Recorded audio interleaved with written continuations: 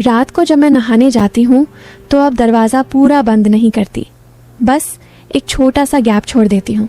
मुझे पता है वो हॉल में बैठा टीवी देखने का नाटक करता है, पर उसकी नज़र बाथरूम के दरवाजे पर रहती है। मैं अंदर साबुन लगाते वक्त ज़ोर ज़ोर से गुनगुनाती हूँ ताकि उसे पता चले मैं अंदर हूँ। कभी कभी जानबूझकर लाइट जलती छोड़ देती हूँ ताकि साया दीवार पर पड़े। हेलो दोस्तों, मेरा नाम है राधा। उम्र हो गई है पूरी 42 की, पर जब गांव से शहर आई थी ना, तब भी लोग पीछे पड़ जाते थे, आज भी पड़ते हैं। लोग कहते हैं राधा भाभी तो आज भी 32 से ज़्यादा नहीं लगती। मैं हंस देती हूँ, पर अंदर से मज़ा आता है। कमर अब भी 28 से 29 की है।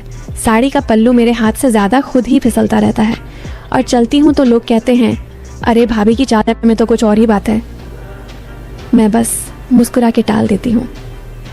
मेरे साथ रहता है मेरा देवर, नाम है विक्की, उम्र 29 की, लंबा चौड़ा, जिम जाता है रोज़, कंधे ऐसे कि 2 हाथों से भी नहीं नापे जा सकते। आवाज़ इतनी भारी कि जब भाभी बोलता है ना तो दिल में कुछ हलचल सी हो जाती है। मैंने कभी सोचा भी नहीं था कि अपने देवर को इस नज़र से देखूंगी, पर पिछले 9-10 महीने जो कुछ घर में चल रहा है वो कोई सपने में भी नहीं सोच सकता। हम दोनों अकेले रहते हैं। मेरे पति यानी विक्की के बड़े भैया 3 साल पहले गुजर गए थे।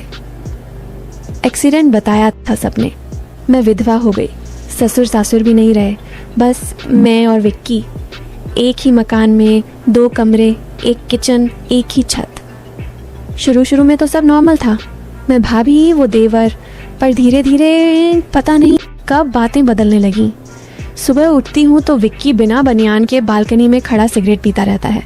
पीठ पर पसीना चमकता है, मसल्स ऐसे उभरे रहते हैं जैसे अभी फट जाएंगे। मैं चाय लेके जाती हूँ तो वो मुड़ता है। आंखें मेरी साड़ी के पल्लू पर टिक जाती हैं। पहले तो मैं झेप जाती थी, अब जानबूझकर पल्लू थोड़ा और ढीला छोड़ देती हूँ। वो हंसता है और बोलता है, भाभी तुम दिन ब दिन और ख़तरनाक होती जा रही हो। मैं हंस के कहती हूँ, अरे देवर जी, तुम भी तो दिन ब दिन और भारी होते जा रहे हो, कुछ तो रहम करो हम विधवाओं पर। वो पास आता है, चाय का कप लेते वक्त मेरी उंगलियां छू जाता है जानबूझकर। मेरी सांस रुक सी जाती है। रात को जब मैं नहाने जाती हूँ तो अब दरवाज़ा पूरा बंद नहीं करती, बस एक छोटा सा गैप छोड़ देती हूँ।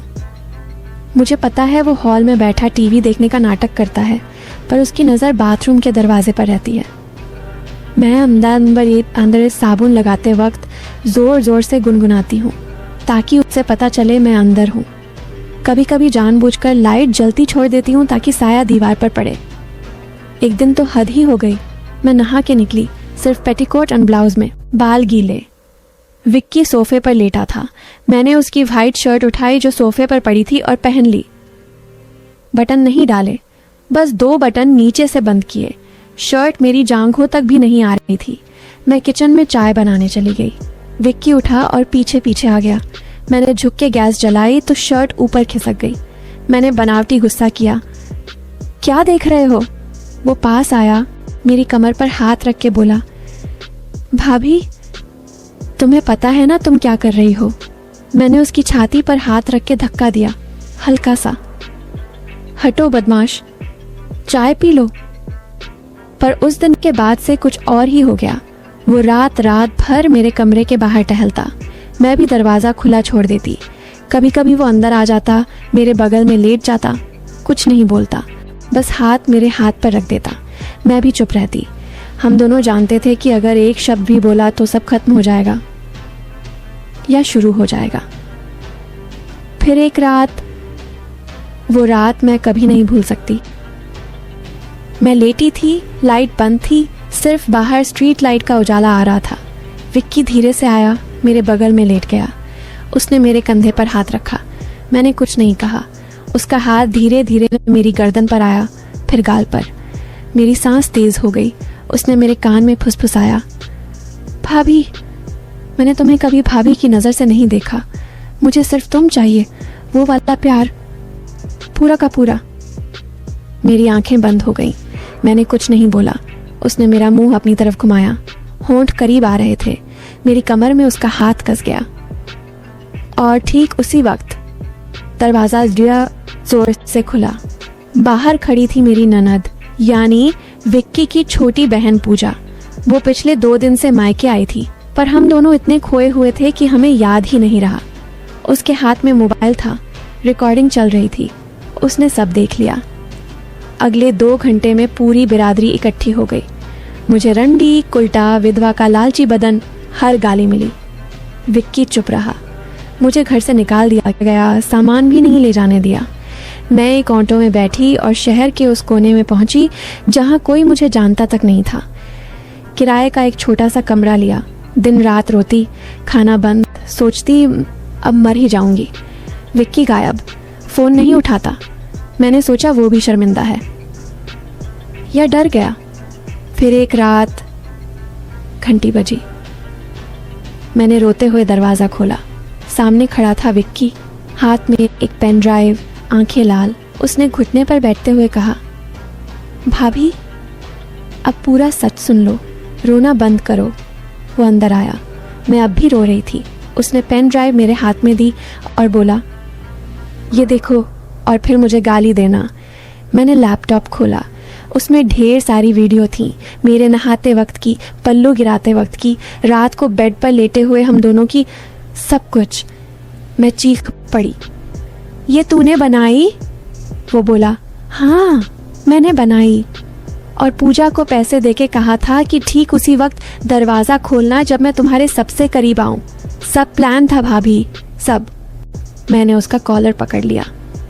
क्यों किया तूने ऐसा? वो रोने लगा। बोला, क्योंकि तुम्हारी जान को खतरा था। तुम्हारा पुराना बॉयफ्रेंड राजू, वो तुम्हें मारने वाला था।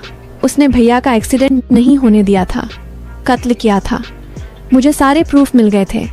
वो पिछले 1 साल से तुम्हारे पीछे पड़ा था। मैंने उसे मैसेज किया, अब राधा मेरी है, ये वीडियो देख, अगर जिंदगी प्यारी है तो हमेशा के लिए गायब हो जा। उसने वीडियो देखे, डर गया। आज वो देश से बाहर है, कभी लौटने की हिम्मत नहीं करेगा। मैं सन्न रह गई। वो बोला, पर तुम्हें सच कभी नहीं बताना था, इसलिए मैंने खुद को और तुम्हें दुनिया की नज़रों में गिरा दिया ताकि तुम सुरक्षित रहो। मैंने सोचा था तुम मुझे हमेशा के लिए गाली देती रहोगी, पर तुम जिंदा रहोगी। मैं कुछ बोल नहीं पाई, बस उसे गले लगा के रोने लगी। उस रात हम दोनों रोते रहे, पर इस बार खुशी के आंसू थे। आज हम फिर उसी घर में हैं। दुनिया आज भी मुझे गाली देती है, पर हमें कोई फ़र्क नहीं पड़ता, क्योंकि हम जानते हैं जो बाहर से सबसे गंदा लग रहा था वही सबसे पवित्र था। मैं कुछ बोल नहीं पाई, बस उसे गले लगा के रोने लगी। उस रात हम दोनों रोते रहे, पर इस बार खुशी के आंसू थे। फिर विक्की ने मेरे कानों में बहुत धीरे से कहा, भाभी एक आखिरी सच और बाकी है। वो सुनने के बाद तुम चाहो तो मुझे गोली मार देना। मैं हटी, उसका चेहरा देखा। उसकी आंखें अब भी गीली थीं, पर अब उनमें डर था। मैंने पूछा, अब और क्या बचा है विक्की? वो ज़मीन पर बैठ गया, हाथ जोड़ लिए। बोला, भाभी राजू ने भैया का कत्ल नहीं किया था, मैंने किया था। मेरा दिल एकदम रुक सा गया। मैं पीछे हटी, मेरी पीठ दीवार से टकराई। वो रोते हुए बोला, 3 साल पहले जब भैया जिंदा थे मैं सिर्फ 26 का था। मैं तुम्हें देखता था, रोज़ देखता था। भैया के सामने हंसती थी तुम, मेरे सामने आंखें झुका लेती थी। मुझे पता था तुम्हें भी कुछ कुछ लगता है, पर भैया थे ना। बीच में दीवार। एक रात मैंने भैया को शराब पिलाई, बहुत पिलाई। फिर उनकी गाड़ी में ब्रेक फेल कर दिया। सुबह न्यूज़ आई कि एक्सीडेंट हो गया। सबने कहा किस्मत, पर मैं जानता था मैंने किया ताकि तुम मेरी हो सको। मैं चीखी नहीं, बस खामोश हो गई। वो आगे बोला, राजू को मैंने ही फंसाया था। उसका तुमसे पुराना अफेयर था ना, मैंने उसी को इस्तेमाल किया। प्रूफ बनाए, धमकी दी, सब मेरे प्लान का हिस्सा था। पिछले 9 महीने जो फ्लर्टिंग, जो वीडियो, जो पूजा का आना, सब मैंने इसीलिए किया ताकि तुम मेरे साथ रहने को मजबूर हो जाओ। तुम्हें कभी कोई खतरा नहीं था भाभी, खैरा मैं था। मैंने तुम्हें अपने लिए आज़ाद करवाया, पहले भैया को मार के, फिर दुनिया से बदनाम करके। मैंने उसकी आंखों में देखा, अब उनमें पागलपन था। मैंने धीरे से पूछा, तो अब? वो खड़ा हुआ, मेरे करीब आया, बोला, अब तुम मेरी हो पूरी तरह। दुनिया भी मान चुकी है कि तुम मेरे साथ हो। अब पीछे मुड़ने की कोई राह नहीं। मैंने मुस्कुरा दी। पहली बार उस रात मैंने सच में मुस्कुराया। फिर मैंने अपना फ़ोन निकाला जो पिछले 10 मिनट से रिकॉर्डिंग पर था। उसकी सारी कबूलियत, उसकी सारी सच्चाई सब रिकॉर्ड हो चुकी थी। मैंने फ़ोन उसकी तरफ बढ़ाया और बोली, विक्की, तुम भूल गए, मैं विधवा हूँ पर मूर्ख नहीं। जब तुमने पेन ड्राइव दी थी ना, उसी वक्त मुझे शक हो गया था। इसलिए मैंने पुलिस थाने में पहले ही कॉल कर दी थी। बाहर गाड़ी खड़ी है, इंस्पेक्टर अंदर आने ही वाला है। दरवाज़ा खुला, 2 पुलिस वाले अंदर आए। विक्की के हाथ में हथकड़ी लगी।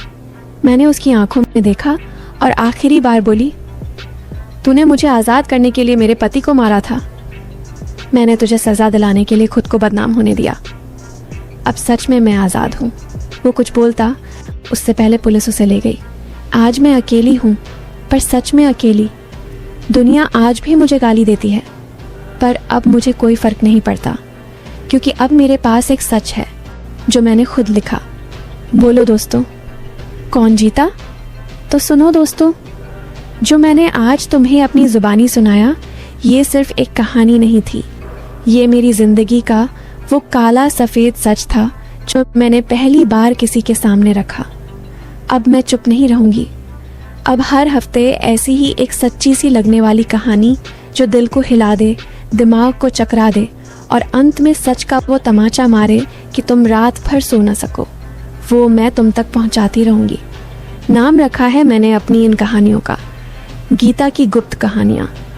अगर तुम्हें आज का ये झटका पसंद आया, अगर तुम भी चाहते हो कि हर बार मैं तुम्हारे लिए ऐसा ही तूफान लाऊं, तो अभी नीचे लाल वाला सब्सक्राइब बटन दबा दो, घंटी को ऑल पर कर दो और इस वीडियो को लाइक और शेयर कर दो अपनी हर उस दोस्त के साथ जिसे लगता है कि वो सच झेल सकता है, क्योंकि अगली कहानी उससे भी ज़्यादा खतरनाक होने वाली है। मिलते हैं अगले हफ्ते, तब तक अपना ख्याल रखना। और हाँ, रात को अकेले में दरवाज़ा ज़रा ठीक से बंद करके सोना। कभी कभी जो सबसे करीब लगता है ना, वो सबसे खतरनाक होता है। जय हिंद।